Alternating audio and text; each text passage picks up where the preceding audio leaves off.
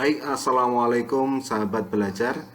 Hari ini kita akan membahas dan mengulas tentang tayangan belajar di rumah yang tayang di TVRI pada hari ini. Jadi program belajar di rumah yang tayang di TVRI hari ini sebagai salah satu sumber belajar kalian di rumah.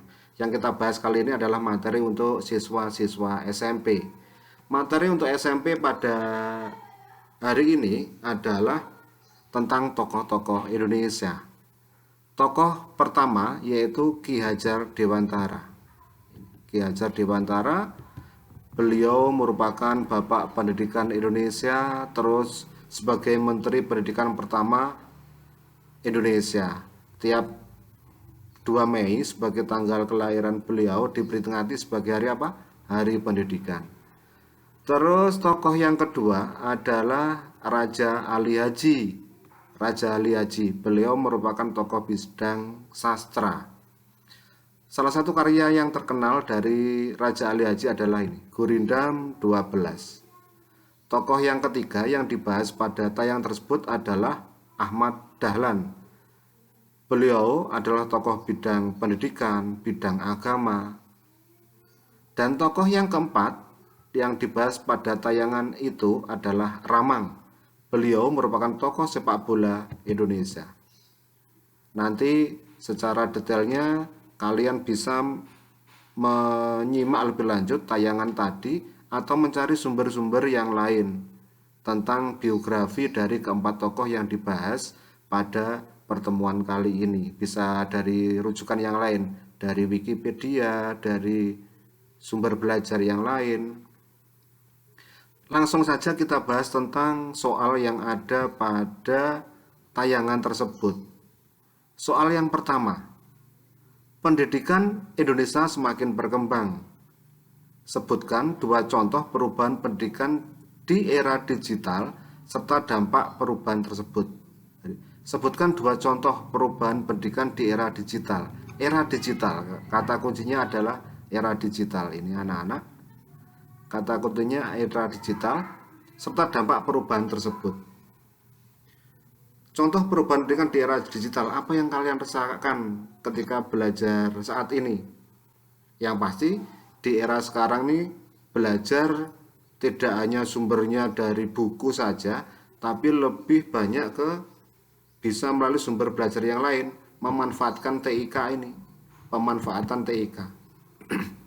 Pemanfaatan teknologi informasi komunikasi, sumber belajar yang luas.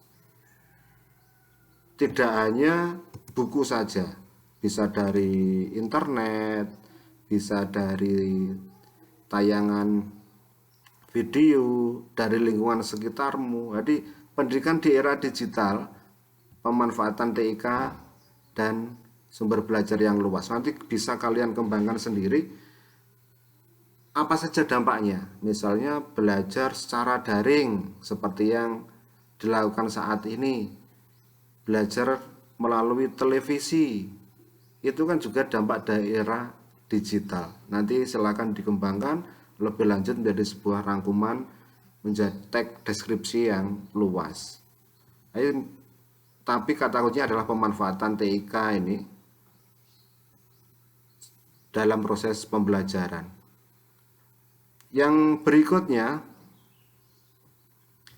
buatlah 3 buah gurindam berisi nasihat tentang pendidikan. Ini adalah materi kelas 7 SMP pada materi puisi rakyat. Pada materi puisi rakyat, ingat-ingat anak-anak, untuk kelas 7 SMP ada materi puisi rakyat. Puisi rakyat ada 3, yaitu pantun, syair, dan gurindam. Ingat-ingat, gurindam cirinya bagaimana? Coba kita buka buku siswa kelas 7 tentang gurindam, tentang contoh gurindam. Ciri gurindam dulu. Gurindam, ciri langsung aja, terdiri atas 2 baris dalam sebait. Tiap baris memiliki jumlah kata sekitar 10-14 kata. Terus tiap baris bersajak AA, BB, CC, dan seterusnya merupakan satu kesatuan yang utuh Baris pertama berisi soal, masalah atau perjanjian. Baris kedua berisi jawaban. Isi gurindam biasanya berupa nasihat. Contoh gurindam ini anak-anak, sahabat belajar, gurindam ini dari buku siswa kelas 7. Jika hendak mengenal orang yang baik perangai, lihat pada ketika bercampur dengan orang ramai. 10-14 kata, terdiri dari 2 baris. Terus bersajak AA atau BB, artinya sama ini. Jadi hanya 2 baris, berbeda dengan pantun kan 4 baris. Coba, tadi tugasnya dalam soal adalah 3 buah gurindam berisi nasihat tentang pendidikan. Contoh, jika kamu ingin jadi anak yang pandai, semangatlah belajar, jangan menyerah dan gontai. Ini contoh, tadi saya sempat membuat sebentar. Contoh, nanti bisa kamu kembangkan lagi, misalnya, jika kamu ingin mencari ilmu, maka carilah kepada para guru. Jika kau belajar bersungguh-sungguh, keberhasilan akan kau rungkuh. Misalnya seperti itu. Nanti kalian bisa mencari contoh-contoh yang lain tentang pendidikan. Jika kamu ingin jadi anak yang pandai, semangatlah belajar, jangan menyerah dan gontai. Nanti buat semenarik mungkin menurut versi kalian masing-masing. Pembahasan berikutnya yaitu soal yang ketiga. Soal yang ketiga, apa yang dapat kamu teladani dari tokoh-tokoh sejarah dari tayangan tersebut? Apa yang bisa diteladani? Yang pasti tokoh-tokoh sejarah itu adalah dari perjuangannya, dari semangatnya, terus pantang menyerah, gigih, terus berjasa pada negara. Nanti silakan kalian kembangkan sendiri. Ini hanya sebagai stimulus atau kata kuncinya saja. Nanti kalian bisa mengembangkan apa yang bisa diteladani dari para tokoh-tokoh tadi.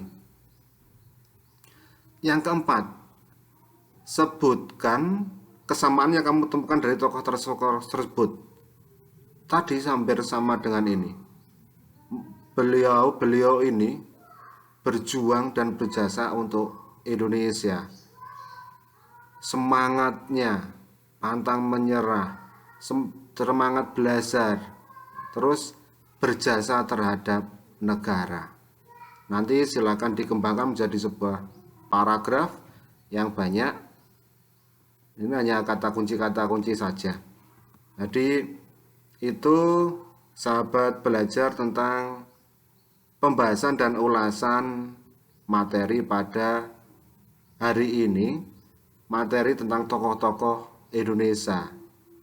Ini hanya stimulus, nanti kalian bisa mengembangkan sendiri sebagai bahan belajar di rumah. Mencari referensi yang lain dari internet, terus kamu telaah menjadi versimu sendiri. Itu saja pembahasan kita hari ini, sampai bertemu pada pembahasan materi berikutnya. Selamat pagi, selamat belajar, tetap semangat, sukses, dan jagalah kesehatan. Jayalah pendidikan Indonesia. Assalamualaikum warahmatullahi wabarakatuh.